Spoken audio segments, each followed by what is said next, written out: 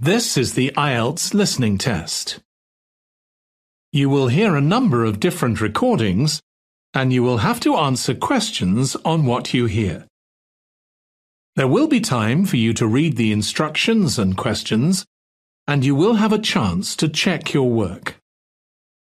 All the recordings will be played once only.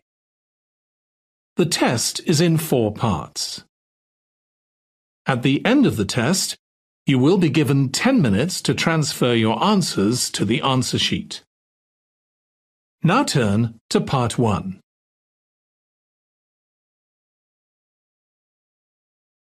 Part 1. You will hear a phone conversation between an estate agent and a woman wishing to rent accommodation. First, you have some time to look at questions 1 to 10.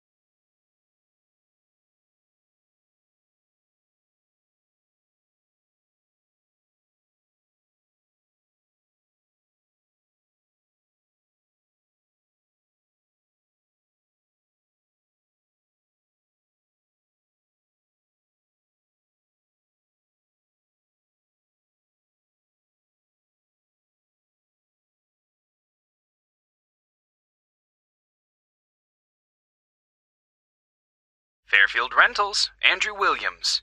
How can I help you? Oh, hello. I'm calling from the UK.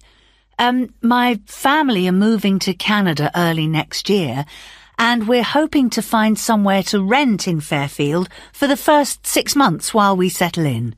Right, I see. Well, let's get your details. Yes, my name's Jane Ryder. Okay, Jane. And can I have a phone number? The best number to get you on. Well, that'd probably be our home number. So, 0044 for the UK, and then it's 208 613 2978. All right. And an email address, please, so we can send you out all the information and forms. I think it's best if I give you my husband's email. He's sitting in front of a computer all day, so he can print stuff off and get it back to you sooner than I could. It's richard@visiontech.co.uk. I'll just spell the company name for you. That's VISIONTECH.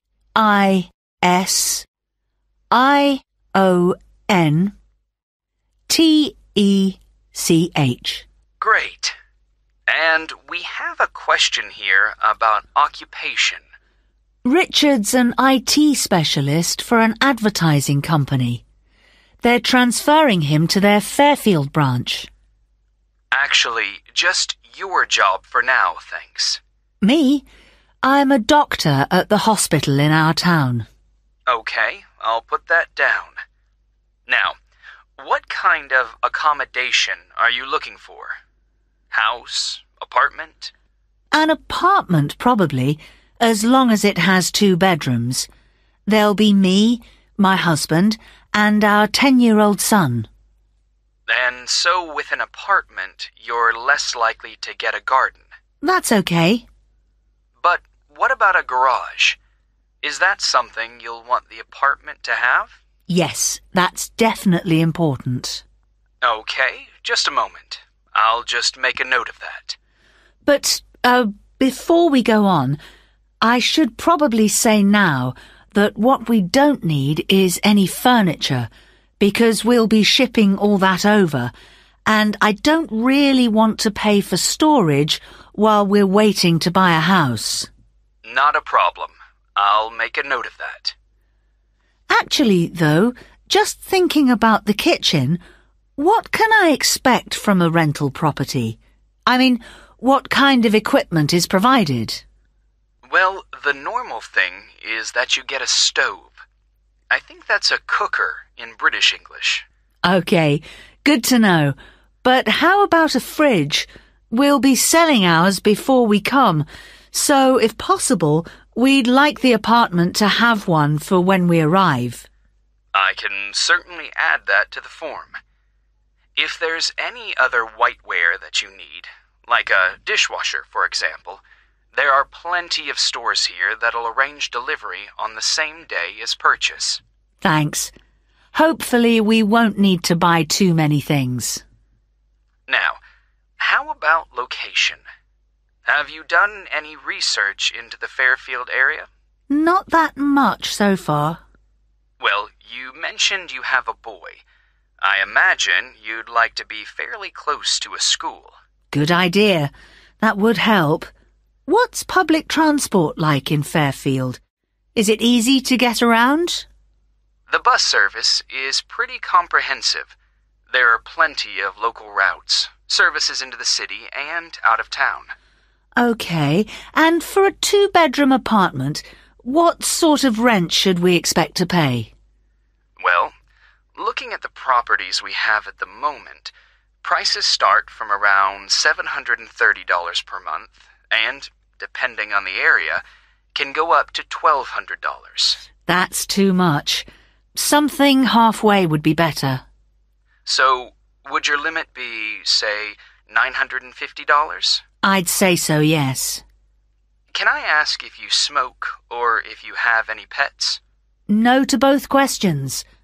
But I do have one more request, please. Yes? Well, I've also been offered a job at Victoria General Hospital, and I suspect I'll be working nights occasionally. So what I really need from any apartment is for it to be quiet, so I can catch up on sleep if necessary during the day. Congratulations on the job offer. I'll add your request to the form. Well, what I'll do is compile a list of suitable properties for you and send them via email. Can I just ask, how did you hear about us? Obviously not from our commercials if you're living in the UK. Actually, it was a friend of ours. He spent a few months in Fairfield a couple of years ago, and he pointed us in the direction of your website. Well, it's good to be recommended. So, what I'll do is... That is the end of part 1. You now have 1 minute to check your answers to part 1.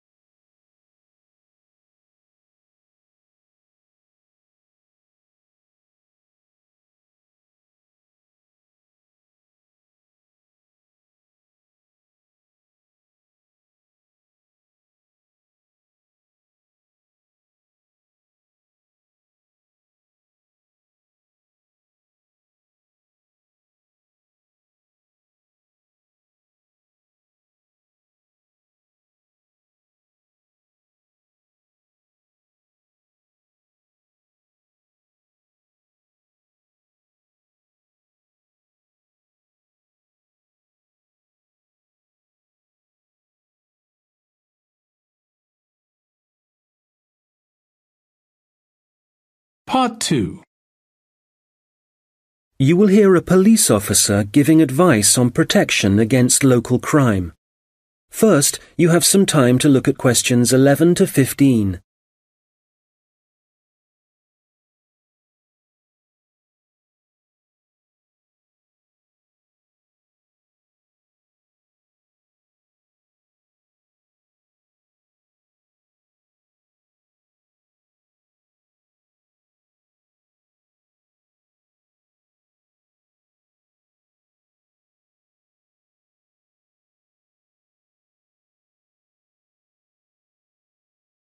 Well, good afternoon. I'm Constable James MacDonald, and as you may know, I'm the community police officer for the local area.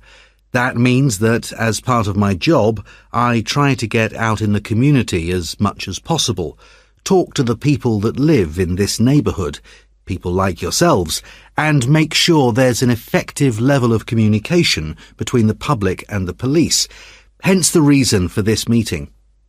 There have been several burglaries in the area in the last few weeks, and I'd like to talk about ways you can keep your home and property safe. So I'd suggest that a good way to start is by talking to your neighbours and exchanging contact details with them. This will allow you to get in touch immediately if there's anything suspicious happening next door. Then make sure you have a good discussion about the best course of action to take in case of emergency. Make sure everyone is clear about what to do and who to call. If you plan ahead, this will prevent uncertainty and even panic should anything happen later. Another thing that I would advise you to do is always leave your radio playing, even when you go out. And if you keep your curtains closed, burglars are less likely to try and break in because they can't be sure whether someone's home or not. Now, none of us want to be in the situation where we can't get into our own home, but do take time to think where the best and safest place is to leave your spare keys. Putting them under the doormat or anywhere near the front door is just asking for trouble. You'd be surprised how many people actually do this, and it makes life really easy for burglars. All these things will help keep your community safe and will cost you nothing. However, if you are going to spend some money, what I'd recommend more than anything else is that you invest in some well-made window locks for your house. This will give you peace of mind. Before you hear the rest of the conversation, you will have some time to look at the questions 16 to 20.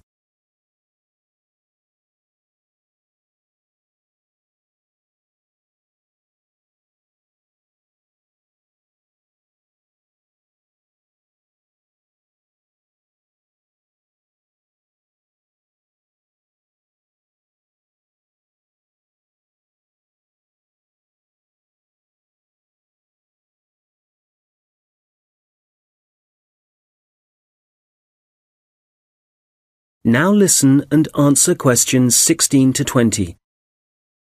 OK, moving on. Unfortunately, there's been an increase in the number of minor crimes and antisocial behaviour in the general area, and I want to talk about some specific prevention measures that are being proposed. First of all, the skate park.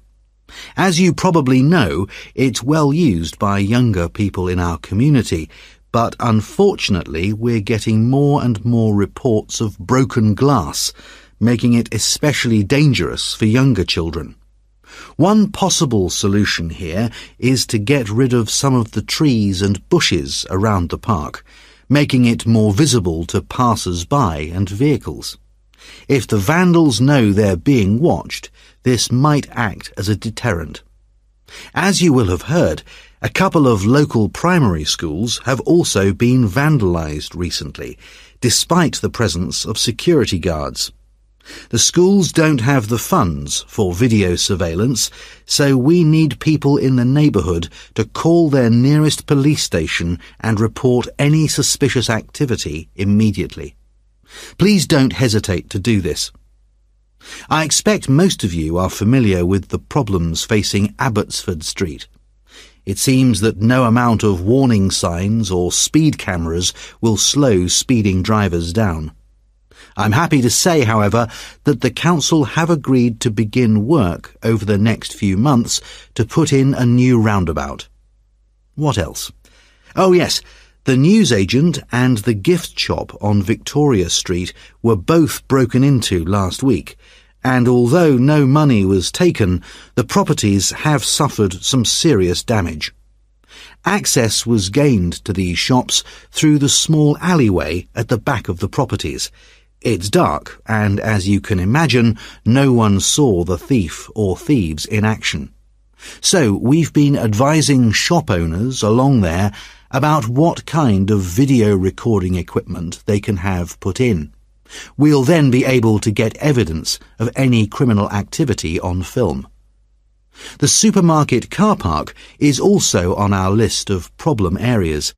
We've talked to the supermarket managers and council authorities, and we've advised them to get graffiti cleaned off immediately and get the smashed lights replaced. If you don't deal with this sort of thing at once, there's a strong possibility that the activity will increase and spread, and then it becomes... That is the end of part 2. You now have 30 seconds to check your answers to part 2.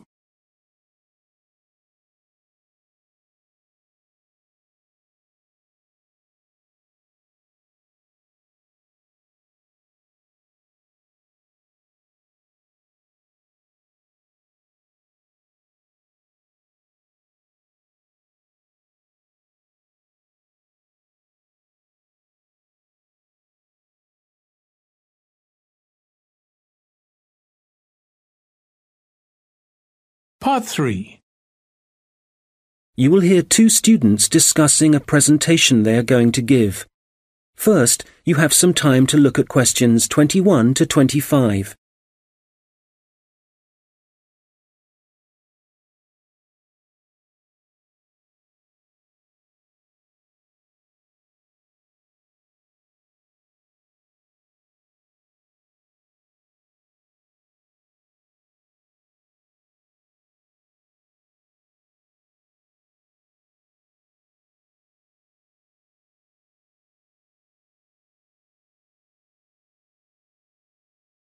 Hi, Robert. Hi. Sorry I'm late. I was just printing off some pages about food waste in Britain. Do you want to include Britain in the presentation? I thought we were concentrating on the USA. Well, it is a global problem, so I thought we ought to provide some statistics that show that. Fair enough. What did you find out? Well, I was looking at a British study from 2013. It basically concluded that 12 billion pounds worth of food and drink was thrown away each year, all of it ending up in landfill sites. Over 8 million tons. And that wasn't including packaging. An incredible amount. Yes, and they were only looking at what households threw away, so there's no information about restaurants and the catering industry. But one thing the study did investigate was the amount of milk and soft drinks that were wasted, and I think it was probably quite unique in that respect. Interesting.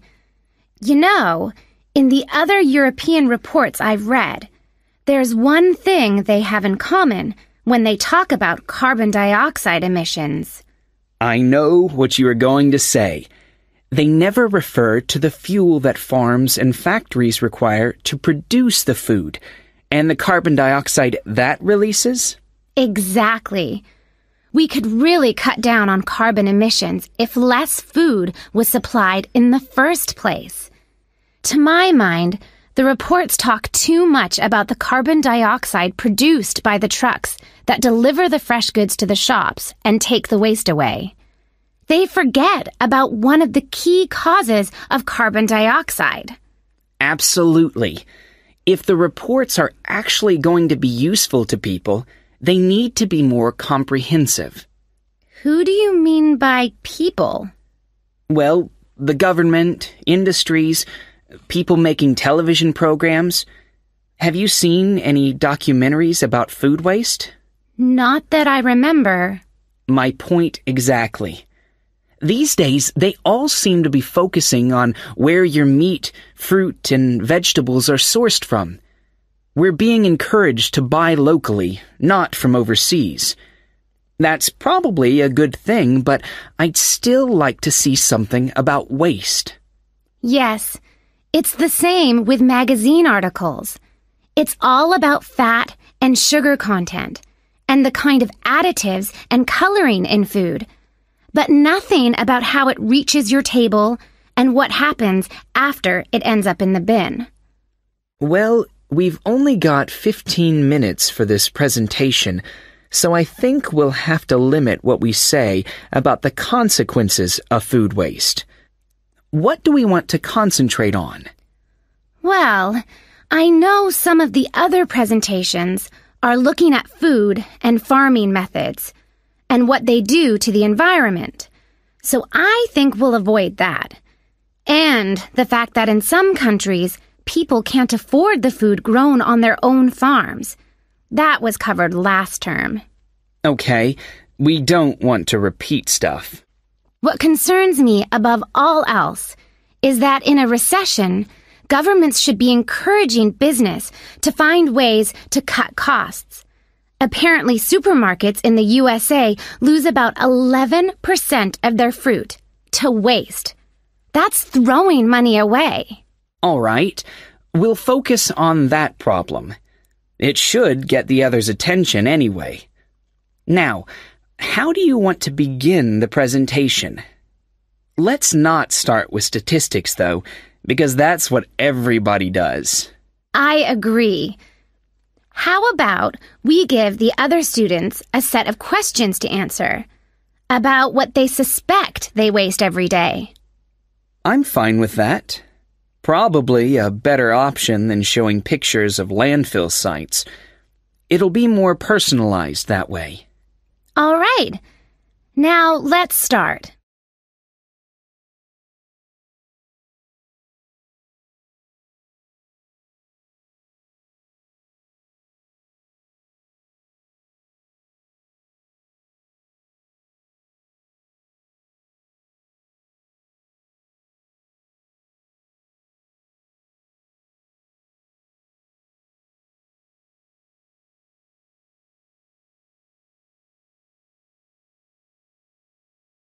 Now listen and answer questions 26 to 30. Okay, shall we now have a look at the projects that different researchers and organizations are working on? For me, the project I really liked was the one at Tufts University. You know, where they've invented tiny edible patches to stick on fresh foods that show you what level of bacteria is present, and so whether you can still eat it. It's a great idea, as it tells you if you need to hurry up and eat the food before it goes off. The other good thing about the patches is that apparently they'll be cheap to manufacture. Good. Then the other thing I thought was great was the Massachusetts Institute of Technology project. I hadn't seen that. Well, they've developed these sensors that can detect tiny amounts of ethylene. Ethylene is the natural plant hormone in fruit that makes them turn ripe, apparently. The researchers think that they can attach the sensors to cardboard boxes, and then supermarkets can scan the sensors with a portable device to see how ripe the fruit inside is. That's got to be a quicker way to check for ripeness than taking each box off the shelf and opening it. Definitely. And I thought that Lean Path was worth mentioning too. Their waste tracking technology means that caterers can see how much food is being wasted and why. That'll increase profits for them eventually. Yes. And did you read about 0%? They've produced this smartphone application that allows restaurants to send donation alerts to food charities. The charities can then pick up the unwanted food and distribute it to people in need. In the long run, that'll definitely benefit poorer families in the neighborhood. No kid should go to school hungry. I agree.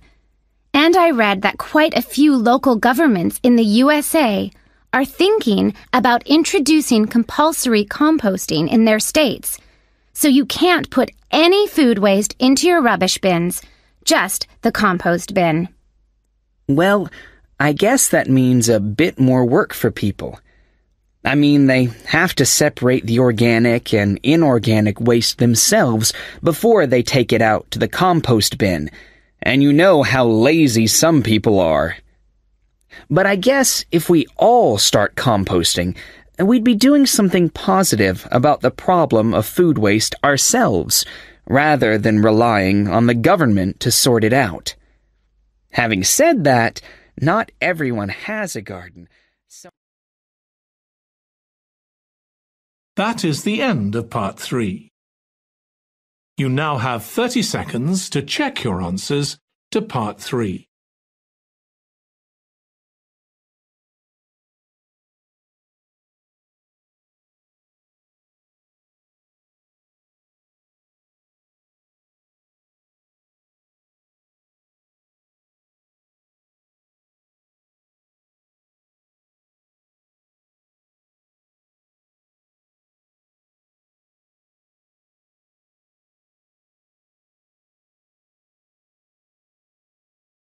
Part 4.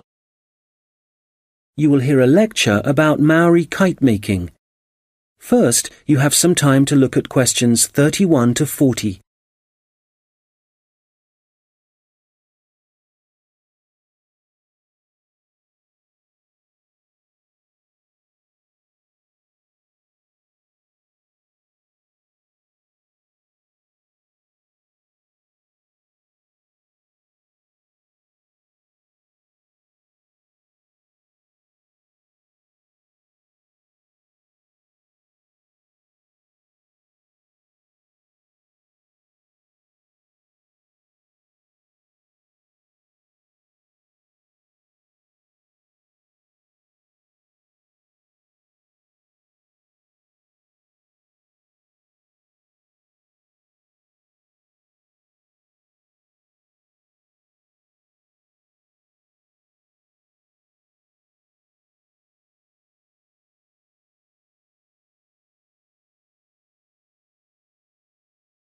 Now listen carefully and answer questions 31 to 40.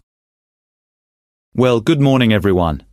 As you know, we've been looking at different kinds of art and craft that were practiced by the Maori people of New Zealand, at least before the Europeans began to arrive in the 18th century.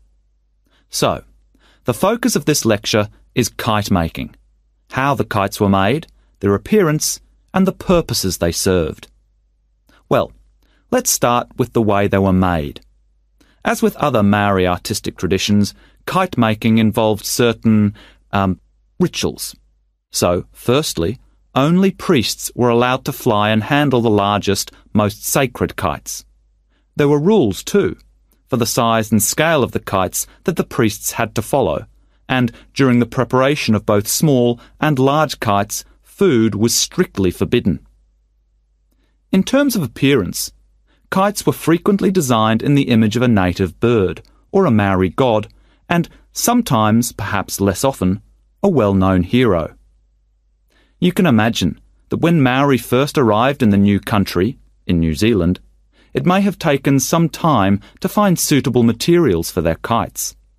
But, through trial and error no doubt, they found plants and trees that provided bark and even roots that they could use to make the frames and wings of their kites. And after the frame had been constructed, the kite then had to be decorated. For this, the priests used long grasses, and these, when the kite was in the air, would stream along behind it. They also used a variety of feathers to add colour to their creations. Well, all this meant it was easy to see a kite in the sky, but you could also hear Maori kites. They could be quite noisy indeed, and this was because some priests liked to hang a long row of shells from the kite. You can imagine how they'd rattle and clatter in the wind, how they might completely capture your attention.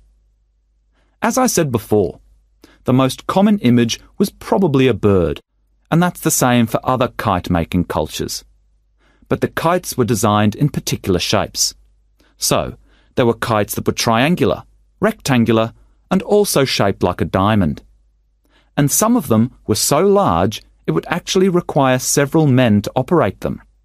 Some of the kites were also covered in patterns, and to make these patterns, the Maori used different pigments of red and black, and these were either made from a charcoal base or from red-brown clay which had been combined with oil obtained from a local species of shark.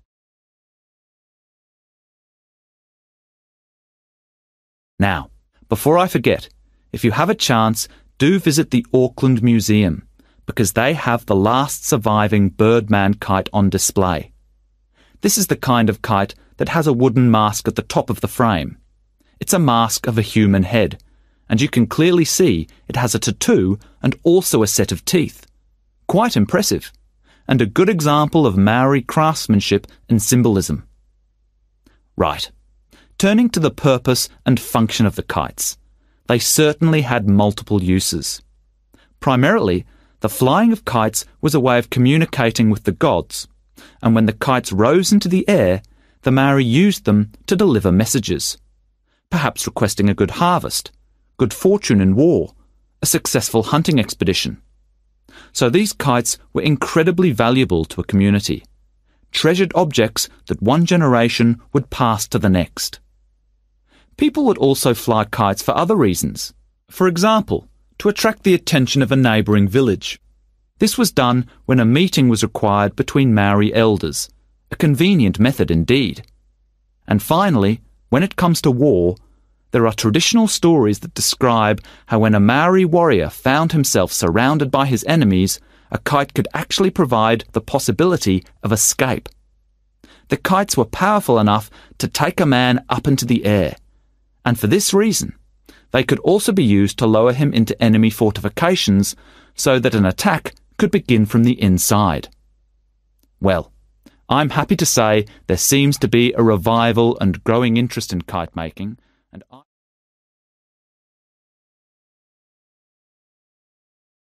That is the end of part 4.